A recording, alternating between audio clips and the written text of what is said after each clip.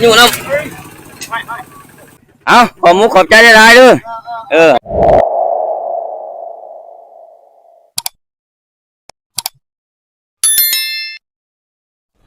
สบายดีทุกคนสบายดีตอนเช้าๆมื้อนี้เนาะมื้อนี้ก็หนาวแล้วมื้อนี้ทุกคนเลยเนาะตื่นเช้ามากอ่ะบ่ได้ไปไสอยู่ข้างกองฟืนกองไฟนี่แหละนี่โอ้ยโอ้ฝนลูกชายขอยิ้มกึน่ะกึเออมารอทีมงานเฮาก็ยังบ่ทันมาอยู่ทุกคนเลยเนาะเฮาก็หันรถหันยังท่าไว้เบิดแล้วนี่เรียบร้อยแล้วนะทุกคนนี่สิเอาอีห่างไปใส่บ่นี่โกลเด้นโบไปใส่เลยสุดนี่ใส่ซ้ำซากไปก่อนเนาะเพื่อผ่านที่อยากเพิ่น2ของเพิ่นแล้วนะแต่ว่ายังมีไฟอยู่ได้นี่ทุกคนเลยตานี่ยังหุงอยู่นี่ตามันนี่ตายังหุงยังทาเบาทันย่าเบาลาแล้วก็เบาเฮียงยังบ่ทันมานี่บ่ได้กันในผ่านก็เปลี่ยนใหม่เบิดแล้วนี่ใส่บ่ได้3เอาก็คือสิฮอดอยู่หรอกคือสิปลอดภัยอยู่หรอกทุกคนเด้นี่มาบ้านในผ่านแต่ละยินก็เร่งนี่ฮ้อนอยู่ไรนี่พุ่นบักตูเพ่งคักพุ่นแล่นไปฮ้อนพุ่นแล่นไปฮ้อนเนี่ยปูตีบักกระแดงพุ่นโอ้คักดีทีมงานเฮาก็กำลังมานี่โอ้ไอ้ฟ้าลุก1เข้าตั้งแต่ตี2คือเก่า1เข้าตี2คือเก่าเลยนี่ไป8 โมงเนาะไป8 โมงพุ่นแล้วเอาไปเสริมตัวนั้นเอามาปัวเอาตัวนี้ไปเสริมมือเด้อถึงมือก็ใครอยู่หรอกมันเจ็บโลดเอาโอ้ยมืออะไรไม่งอตอดเลยตู้ขึ้นมาเทิงสิ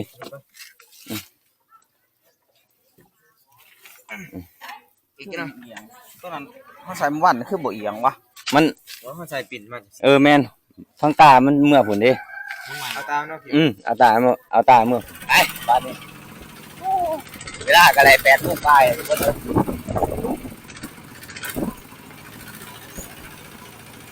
แล้วเพื่อนว่าเบียกนะ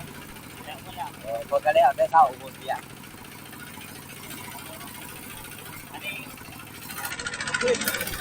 2 โมงอย่างเนาะ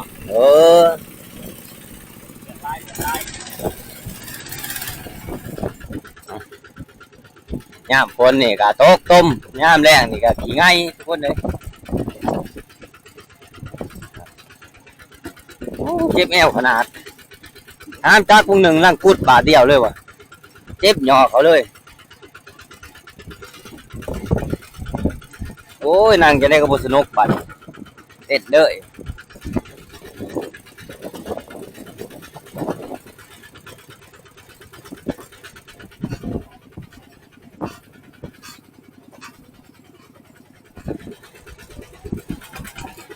ทอดเดี๋ยวพ่อให้หน้าย่างในกลางหน้าย่าง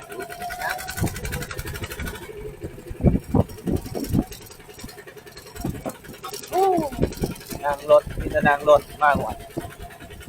บ้านนี่ก็นั่งเบิดมือมื้อนี้ก็นั่งอีกเบิดมืออีก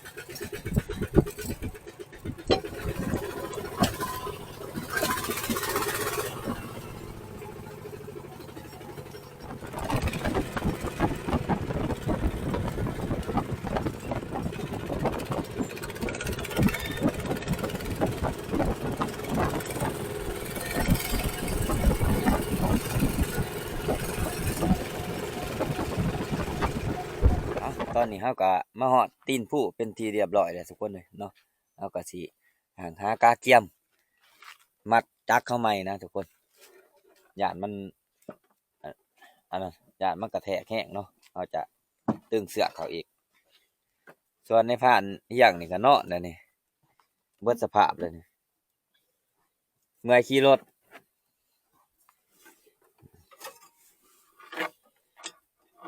เอาไปมานี่พร้อมเต็มที่ทุกคนเลยมานี่ก็บ่เต็มที่ปานใดแหละทุกคนเลยเจ็บเบิดต้นมาโตนี่เอาไป ไอ้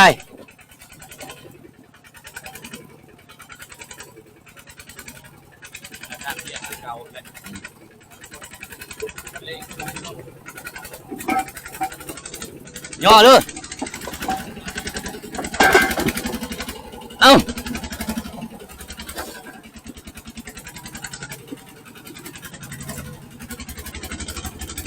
เอา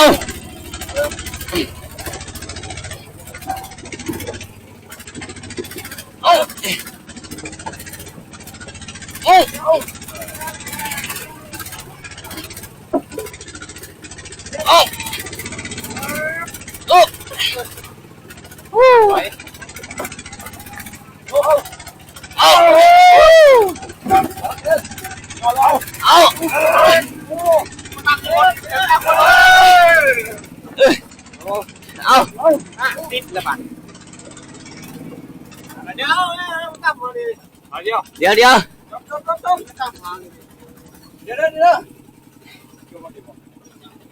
เคยต้องสิบเป็นคนละเอาสองครับโอ้ได้แล้วเป็นย่อไปโอ้ยเอาย่อเอา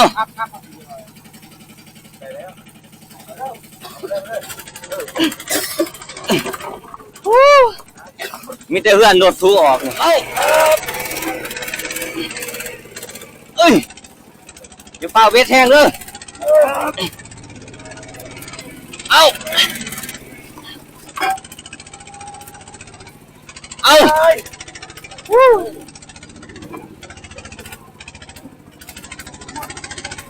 เฮ็ดเอาสิก่อนได้ป่ะก่อนเอา1 2 3โอ้ตายคันหนึ่งอยู่ฝนตกน้ำบ้านน้ำจะร้อนบ่น้ำหน้าหน่อยหน้าใหญ่น้องใหญ่บ่น้องใหญ่ตัวยังน้องใหญ่ว่าสิลงเบิ่งโอ้ไปลองขนาดนั่นคือกล้าบ่โอ้ดีลายจะว่ามาเอาตัวนี้ไปใส่เรื่องแรกน้องเฮ้ยน้องเฮ็ดบ่ได้เอาได้ไปเอาได้ด่านแม่ไหมผมกันหน่อยโอ้ใครอีหรอกเพิ่นแฮะ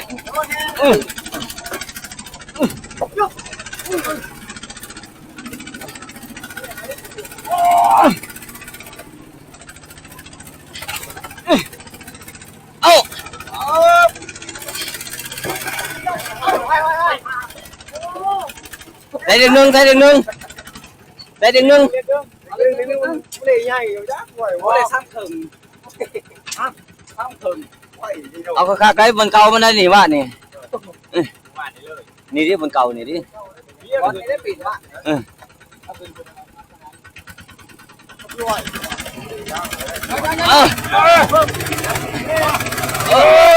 มันไปของหางวะเลย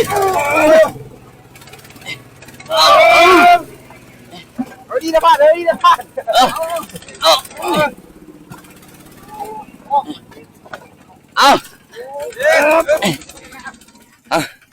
ทีมงานเพิ่นหากินมาเพิ่นมาซอยเนาะหลายคนเลยขอมุกขอบใจได้ๆเด้อเอา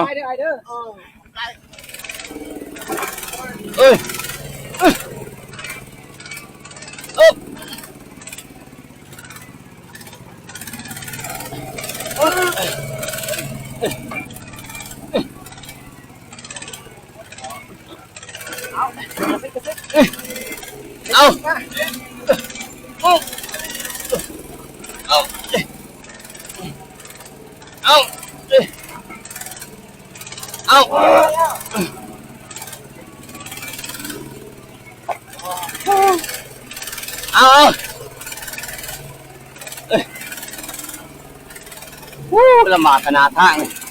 แทงละหมาดกูเก่า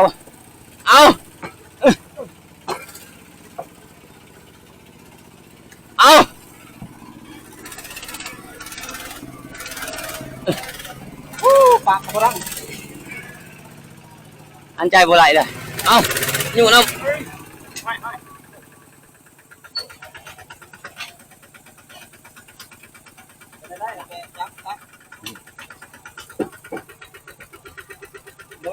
ไปตำรวจหมดเพื่อ เอา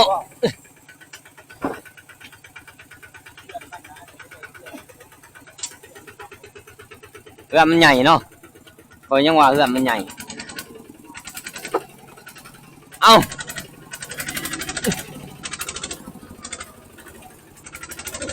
เอา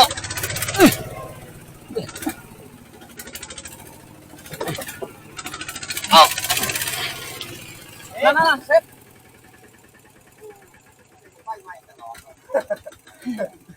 กำเดียวมันยากมาจากในผ่าน รับไปตั้งเตาร้อยเลย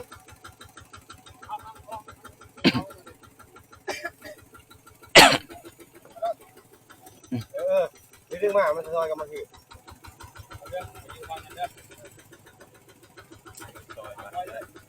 เอาย่อซิกมาพี่เดี๋ยว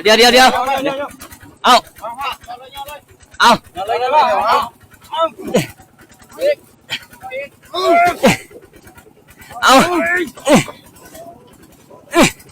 เอา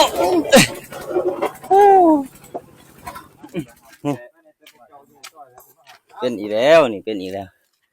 โอ้ต้องเอาเลยสิบห่อเทียงเขาอีกแล้วตายสุภาพขาเด้อบัด มันก็ไพ่เนี่ยเนี่ยเดี๋ยวมันติดอยู่ที่ โซฟาใหญ่ต้นพาใหญ่ที่รถมาส่งย่าง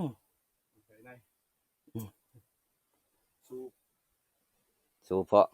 สูบนี่แหละนี่คือสูบ ใช้ อันนี้ต้องบอกหมด นี่บ่กับกุญแจเนี่ย เอาโล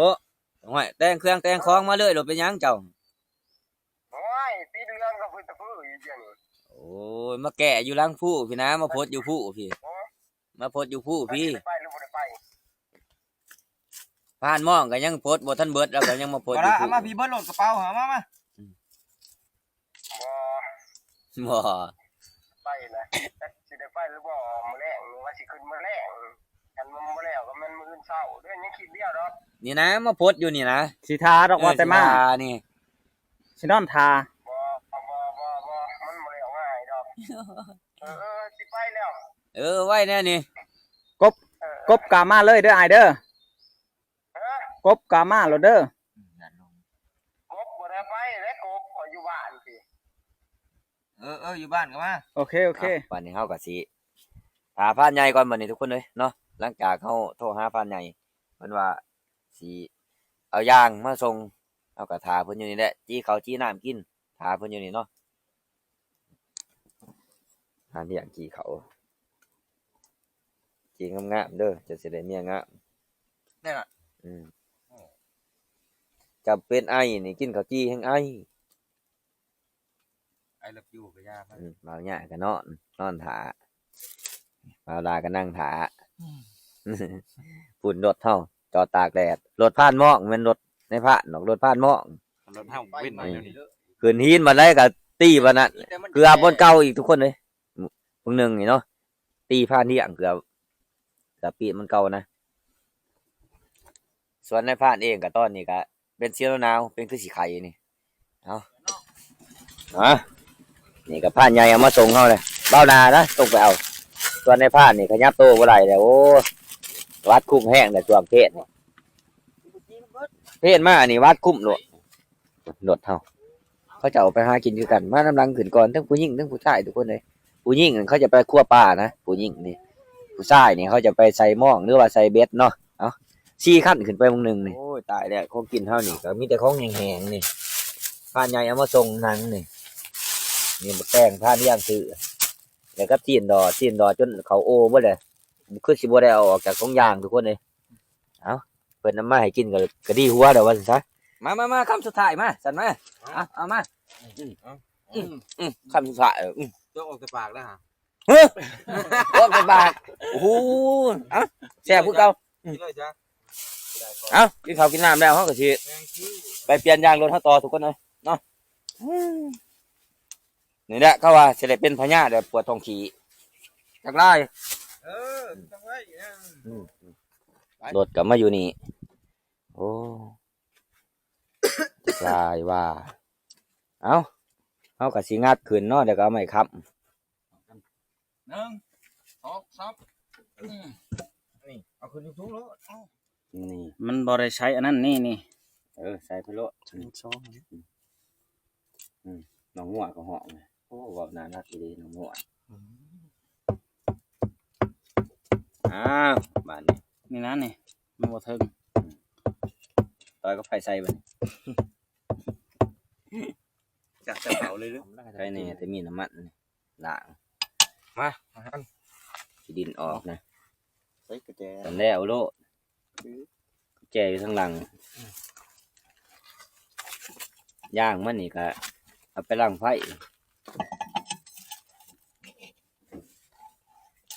ดิโอ้ยบ่ได้ยากจักดี มอนปัญญังบ่ ดิ ต้องเข้าหันเลย สมมาสิสู่แห้งเบาหลาหลาย ดิ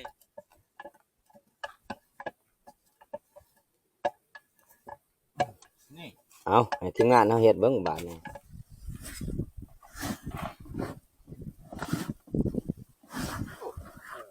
เอาไปใส่งานต่อเอาไป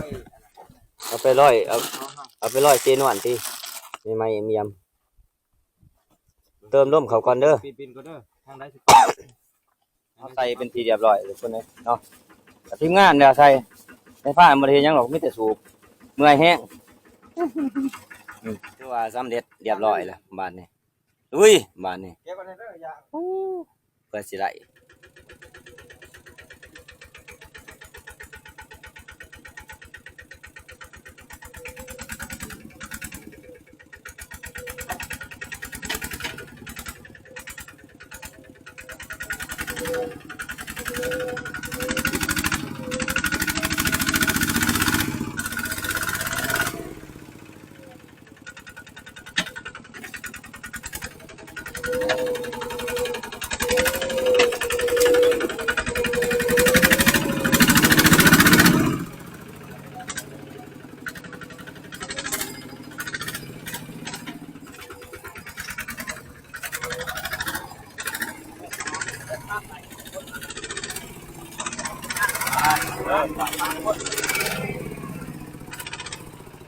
เอาพร้อมเสมอบัดนี้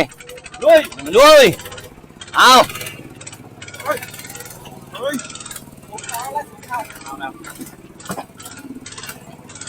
เอาเอ้ยเวียดผักทียางรถเอาขาดเลยนะทุกคนยังพักไม่อีก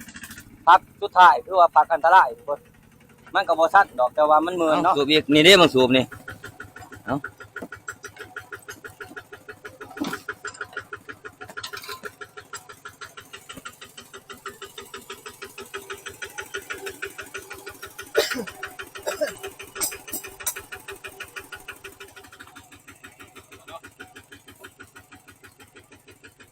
ไม่พลาดเนาะ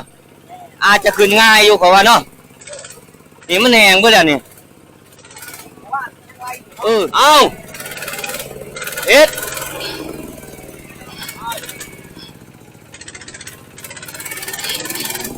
ใส่เด็กหนึ่งดู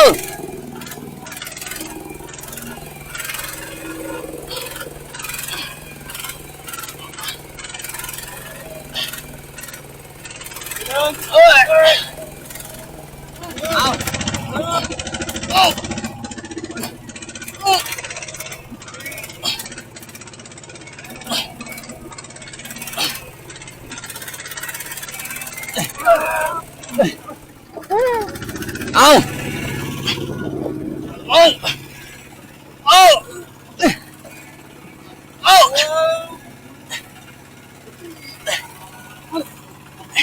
เอายันด้วยยันด้วย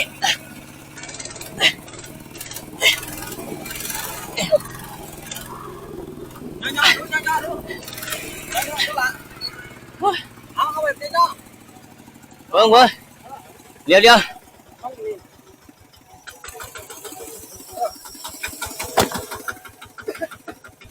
ทุกมื้อแห้งเหรอวะโอ้มื้อนี้ดีเนาะหาหินไปใส่ก่อน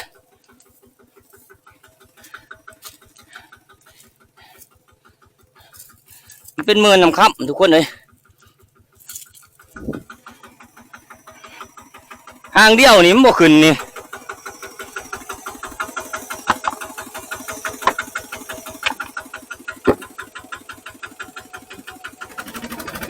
เอา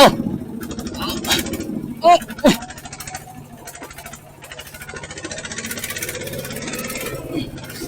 เอาเอาเอา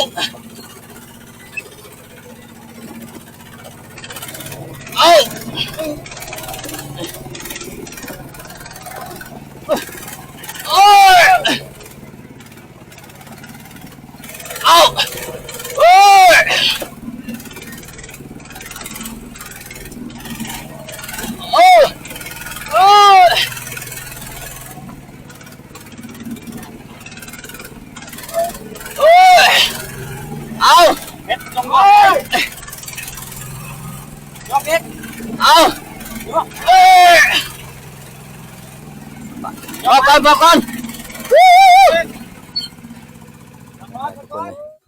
เมื่อแห้งฝนแกเสือเอาก่อนเกือบเป็นวิ่งเกือบเป็นวิน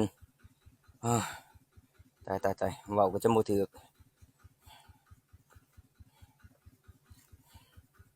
พักผ่อนก่อนจัก4-5 นาทีจังไปต่อเบิ้งต่อใจมันเบิดโหลดเอาถอดออกมาถอดเสื้ออีกถอดเสื้อใส่มันอีกถอดได้ไหมเสื้อถอดจนเบิดโลดแกออก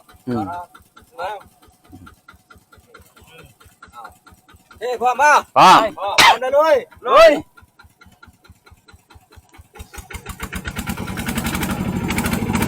เอา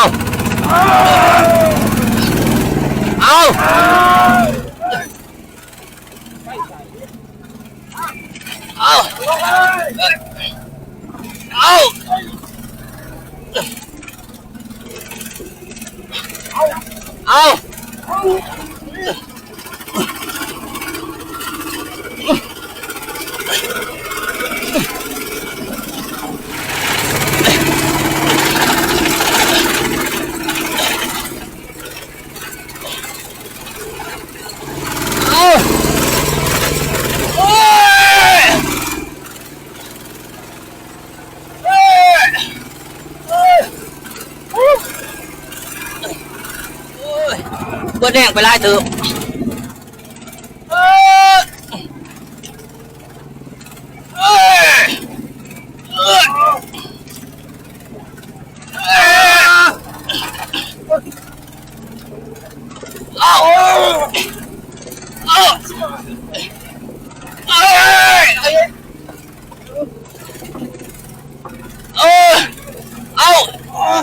มิมก่อนทีมงานเขาก็บ่ไหวแล้วนี่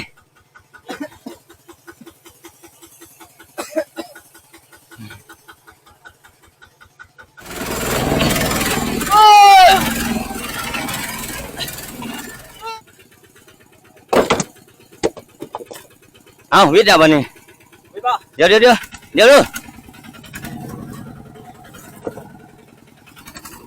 เอา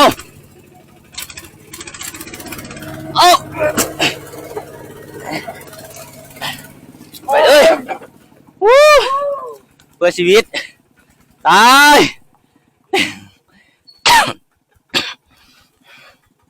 โอ้ยรถไฟเลยเฮียนี่มีไฟเก็บก็สิเก็บอะไรรถนี่รถจะบ่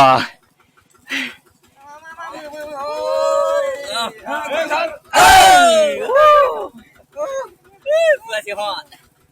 ตั้งแต่10 โมงกับผู้ที่ฮอด2 โมงทุกคนเลย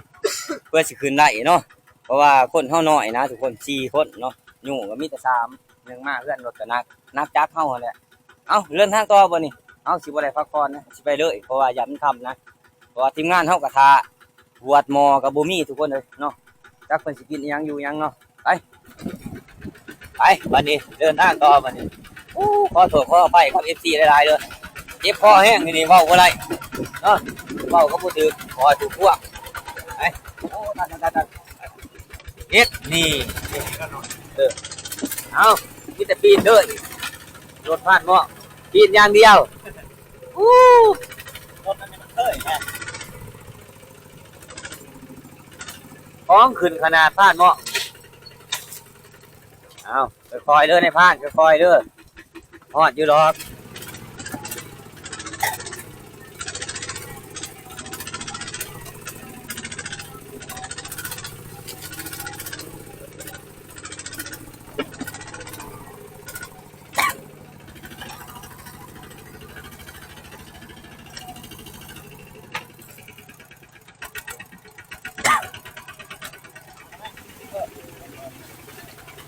ทำเกินเด้ออย่าให้ได้โย่เด้อ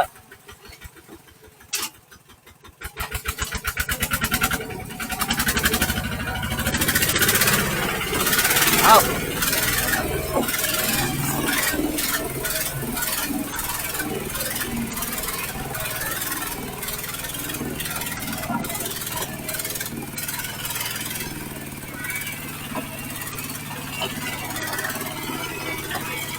เอาเลยเอาเพื่อนจ้าเอาติดขาดมันโอ้เอาเฮ็ดโอ้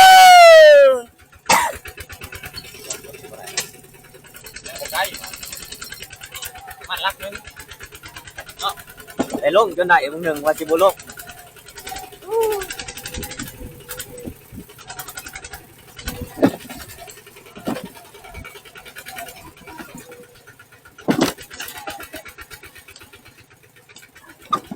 โอ้อายประการเฮาหับแล้ว